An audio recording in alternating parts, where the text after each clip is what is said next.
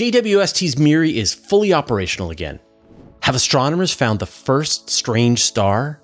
The first test of an inflatable heat shield, and SLS just got hit by a hurricane. Again. All this and more in this week's episode of Space Bites. Hi everyone, I'm frasercain. I'm the publisher of Universe Today. I've been a space and astronomy news journalist for over 20 years, and this is our Space Bites, our short, bite-sized pieces of space news, everything that happened this week. Now, before we get into this week's news, I need your help. We're just getting close to episode 200 of our weekly question show, and so I need some questions, and not just like regular questions. I need really hard questions, really brutal, hard to answer questions that keep you up at night. Those ones. So I'm going to put a link in the show notes where you can ask the questions on one of our community posts. Go ahead. Like I said, the harder the better. And we will gather them up for a very special episode that we're doing for episode 200. All right, on to the news. JWST is fixed. Good news, everyone. MIRI is back fully online. Now, we reported several times, we've talked about this, that the MIRI instrument, the mid-infrared instrument on JWST, was having a problem. One of its modes of the MIRI instrument was having increased friction as they were changing between various modes. And based on this, controllers decided they were going to take that one mode of MIRI offline so they could figure out what the problem was. So at this point, they think that what's happening is there's some kind of increased pressure while MIRI is switching the various modes back and forth. And they have been able to replicate it. They understand when it shows up, why it shows up, and they're going to be able to work around it. So based on this, they're going to bring this mode of MIRI back online. And just in time, because there's one really important observation that MIRI needs to do, and this is of Saturn. Saturn, of course, is very tilted and goes through seasons just like the Earth does. And there's only like a few more months left while the northern polar regions of Saturn are visible from Webb before the tilt takes it away. Goes behind the sun, and you won't be able to do the same kinds of observations for about 20 years. So it's a good thing. This one wavelength on MIRI is back online so they can make these observations and beat this deadline before Saturn hides its polar regions from JWST for 20 years. And I know I've mentioned this interview several times, but if you haven't already caught it, I had this great interview with Lee Feinberg from JWST, and he let us know in that interview that the problem was probably fixed. So you got some advance notice. But if you haven't watched this interview, like I keep saying, it's an amazing, incredible interview. You really have to watch it. So we'll have a link to that in the show notes. Have astronomers found the first strange star? All right, for this story, we've got a special guest journalist. Oh wow, that's a really cool star. Oh hey Fraser, and hello wonderful person, this is Anton. As some of you might know, I run that other channel, previously known as What the Math, with the main focus being science education and science communication, explaining all sorts of scientific discoveries in as simple terms as possible. And in this video, Fraser actually asked me to talk about this recent discovery that to some extent could be very groundbreaking, although nobody is entirely sure yet what we actually found. It does seem to be an extremely unusual discovery of a potentially either the lightest neutron star we've ever seen, which is exactly what the scientists in the study proposed initially, or possibly something entirely different. And it's that possibility of this being something entirely different that makes the study so exciting. But I guess the question is why, how, or what does this mean? So the object discovered in this case, based on a lot of X-ray observations, seems to emit very similar frequencies to your typical neutron star. But the recent observations using a combination of various telescopes, including the iconic ESA's Gaia telescope that's extremely good at observing the motion of stars across the night skies, determined the mass of the star to be approximately 0.7 solar masses, 0.77 to be more exact. And that implies that this would be the lowest in mass neutron star ever discovered, but I guess more importantly, it seems to be below the theoretical limit. In other words, the scientists have never actually thought these neutron stars to be possible. Now technically it could be a white dwarf, but the emissions coming from this object almost definitively resemble a neutron star and nothing else. And here, this is actually where the mystery starts, because if this is a neutron star, it's unlikely to be something like a typical pulsar or something like a typical magnetar. This really seems to be some kind of an exotic object, with one major suggestion being that it could be the first ever quark star, sometimes also known as the strange star or a strange quark star. This basic illustration explains the main difference between a typical neutron star and a potential quark star, with the main difference being that the quarks are no longer contained inside particles like protons or neutrons, and instead separate and become their own subatomic particles. But that's of course an extremely simple explanation, and the reality is that nobody actually knows what this would even be. In terms of scientific and mathematical explanations, it is possible to have a star made entirely out of strange quarks, the second generation fermions, whose partner is a charm quark. But the thing is that all of this right now is very theoretical. At the moment it would be practically impossible to prove this, and even in terms of mathematical predictions, there are just not enough papers out there explaining how a typical strange quark star would differ in terms of emissions compared to a typical neutron star. But because the scientists have always believed them to exist somewhere out there, at least for now, this does seem to be maybe the first ever discovery of such an unusual object. And if you'd like to learn a few more details about this discovery, you can check out some of the other videos, including the video about this object, on my channel as well. Well anyway, that's sort of all I wanted to mention. Thanks for having me, Fraser, and stay wonderful everyone else. Bye bye. And back to observing this amazing star.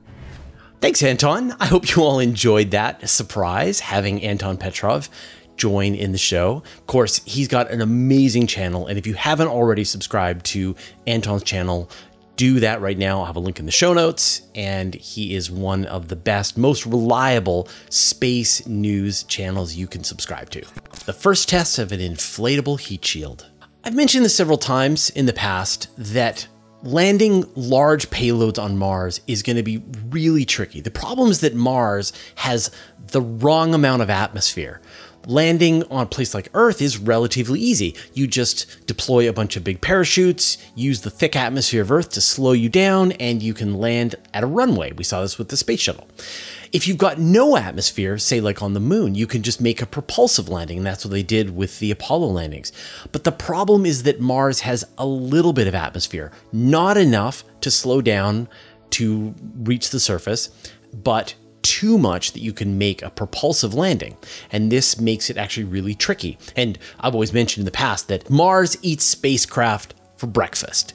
And we know that the Soviets had a really hard time landing on Mars.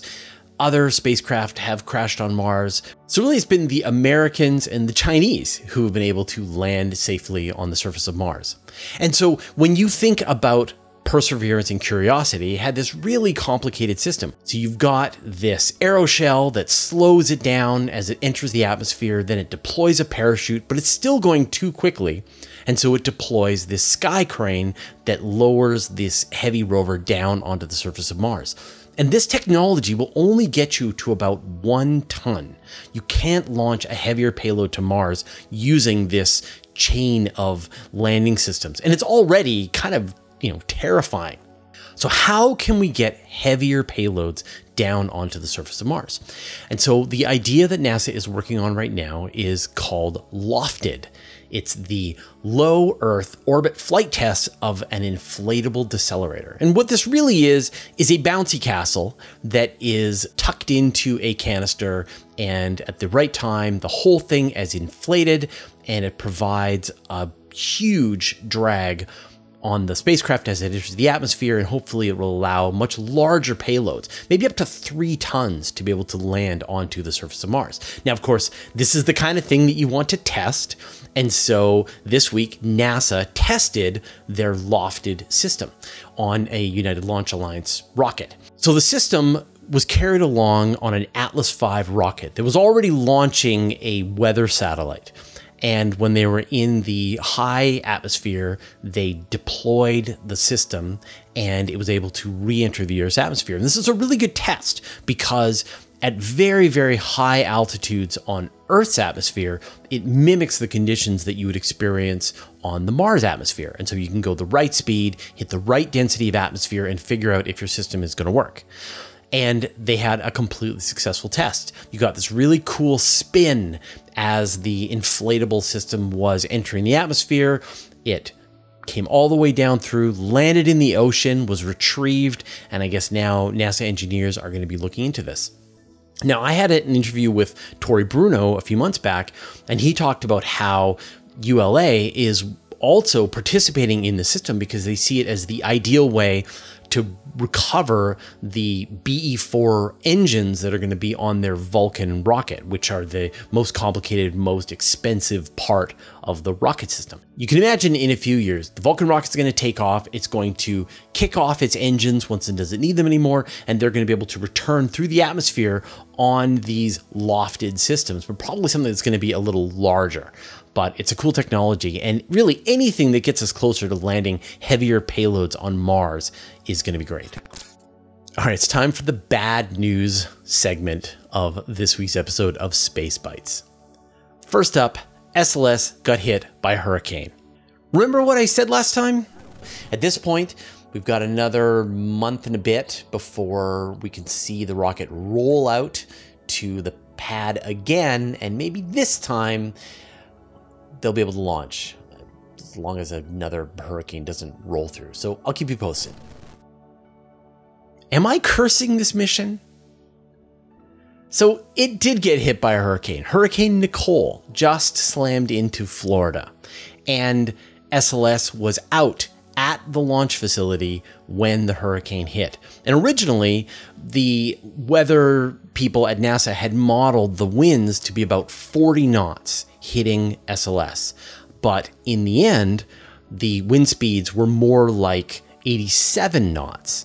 And the problem is like we don't know if there was any damage. What was the damage? It's not like you can go and take an X-ray and examine every strut, every part of the entire SLS rocket. You're gonna need engineers to do a visual examination of all of the parts that could fail. And still, if they decide to launch it, there's some risks because there could just be some problem and they just won't know what it is. So what are their options? Right? We could see them launch a few days later as originally planned. We could see them take another few weeks, maybe month, to go carefully through the rocket and recertify and just make sure that all the structural elements held and there doesn't seem to be any problem with SLS. And we could see it go back to the assembly building. But there's a problem. The solid rocket boosters that are attached to SLS, they have an expiry date, and that expiry date is in December. And so if they push too far into December, they will go beyond the expiry date of the boosters, and they're going to have to recertify those, which on the best case scenario, they'll do an examination and they'll get a waiver to be able to launch with them. And in the worst case scenario, they'll have to remove them and replace them, and because they've gone beyond their life. So this is not good, and I will keep you posted. Hopefully we'll get a much better resolution of what happened from this hurricane next week. You're looking at InSight's last picture. NASA's InSight spacecraft has been on the surface of Mars for 4 years now, listening to the interior of the planet very carefully with a suite of instruments. And it's done a phenomenal job. It has generated dozens of papers. It has discovered a fresh meteorite impact. There's all kinds of really cool science that's been done with the spacecraft, but it is running out of power. Now, normally, NASA's been really lucky with the solar-powered rovers on Mars because dust devils seem to come by and clean off the solar panels. But for some reason, the region where Mars InSight is, it's just not getting cleaned off in the same way that the others did. And so it's just getting lower and lower in power. And based on that, it's probably going to run out of power in the next few weeks. And we got this picture. And this is probably the last picture that we're going to see from InSight.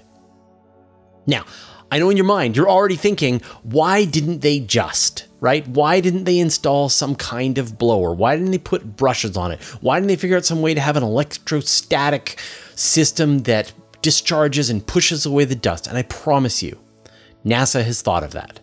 And the problem was that they had a very specific weight requirement and budget that they had to meet to be able to make this mission go to Mars. And it only had 1 year that it was going to be operating on Mars, and already we've seen that it's operated for 4 years. So it's it's exceeded the expectations, came within budget, arrived on a deadline, and now it's time for this mission to wrap up. If you like what we do, why don't you consider joining our Patreon? This is our amazing community of supporters who help us stay completely independent. We are not owned by some giant media conglomerate. We're owned by me, and I pay everybody's salaries. So if you want to help me pay everybody's salaries, all the writers, all the video editors, all of the audio, all of the producers, programmers, go to patreon.com/universe today. And if you do, I will remove all the advertisements from the Universe Today website for life. You'll get advanced access to videos that we do, as well as other cool behind the scenes content and other special features. So go to patreon.com/universe today to support the work that we do. China's space station is complete. Last week, we saw the final large module for the Chinese space station launch. Of course, the space station is called Tiangong, and just like the International Space Station, they're building it one module at a time. The newest module is called Mengtian, which means dreaming of the sky. And it launched successfully. They've attached to the station. And this is another lab that's going to be on the station. Unlike some of the other modules, this is just purely a laboratory. No sleeping quarters. It's just for getting science done. Of course, the big news last week was that the booster that blasted off Mengtian returned randomly back to Earth. Again, we saw one of these Chinese boosters crash in some random location on Earth. And once again, they got lucky. This one went into the Philippines Sea, and apparently some folks have actually recovered some of the pieces of the rocket. But if they keep this up, it's eventually going to hit something and people could die. So, China, if you're listening, please stop deorbiting your boosters uncontrollably. Clean up after yourself. But congratulations on completing the construction of the Tiangong space station, and I look forward to the science results that are coming out of that. The source of a black hole's jets. Astronomers have theorized about black holes for like a century, but it wasn't until 1961 that they actually found one. This was Cygnus X1. It's probably the most famous black hole. I guess now the supermassive black hole is more famous, but for the longest time, it was the most famous black hole. It's located about 7,000 light years from Earth, and it was discovered because it's one of the brightest X-ray sources in the sky. And what astronomers figured out is you've got a black hole with 21 times the mass of the sun is orbiting a star with 41 times the mass of the sun. But the black hole is feeding on material from the star. It's created this accretion disk around the black hole. And this accretion disk compacts material so tightly around the black hole that it starts to heat up, get very dense, and start to release X-ray radiation off into space. And astronomers know that the sort of tangled up magnetic field and the rotation and all of this material and heat forms these jets, these polar jets that are extending above and below the black hole. But thanks to a modern observation using the Imaging X-ray Polarimetry Explorer, astronomers were able to map exactly where these jets start. And what they found was actually quite surprising. The black hole at the very center has the event horizon around it, which is just a few dozen kilometers away from it. And then beyond that, you've got this accretion disk. And sort of at the closest part of the accretion disk is about 2,000 kilometers away from the black hole. And it appears that this is where a large amount of the radiation and where sort of the dynamo that is generating these jets is coming from. And so now astronomers have a much better sense of where these giant polar jets, how they're generated from these black holes, where they're emanating from, and how they get focused by the black hole, the magnetic field, by all of the incredible energies and spin in that environment. It's quite an amazing system. Now, I know that another black hole has been discovered that's actually much closer just a few months ago. It's only about 1,600 light years away, but it was discovered purely through the gravitational interactions of its companion star, while Cygnus X1 is so close and gobbling up the material from its companion that it's just such a bright and easily discovered object. All right, those were all the news stories that we had this week. Of course, we're going to have links to all of the stories in the show notes down below. And remember, I need your questions, your brutal, complicated, possibly impossible to answer questions. So there's a link in the show notes for that. Please help out. And another big thanks to Anton Petrov for jumping in this week and providing one of the stories. Again, go subscribe to Anton's channel if you haven't. Of course you have already. I'm sure you were shocked and surprised to see him this week. But if you haven't already subscribed to Anton's channel, get on it. You can get even more space news in my weekly email newsletter. I send it out every Friday to more than 55,000 people. I write every word, there are no ads, and it's absolutely free. Subscribe at universetoday.com/newsletter. You can also subscribe to the Universe Today podcast. There you can find an audio version of all of our news, interviews, and Q&As, as well as exclusive content. Subscribe at universetoday.com/podcast or search for Universe Today on Apple Podcasts, Spotify, or wherever you get your podcasts. A huge thanks to everyone who supports us on Patreon and helps us stay independent. Thanks to all the interplanetary researchers, the interstellar adventurers, and the galaxy wanderers. And a special thanks to Josh Schultz and Andrew M. Gross who support us at the Master of the Universe level. All your support means the universe to us. All right, that's all the news for this week. We'll see you next week.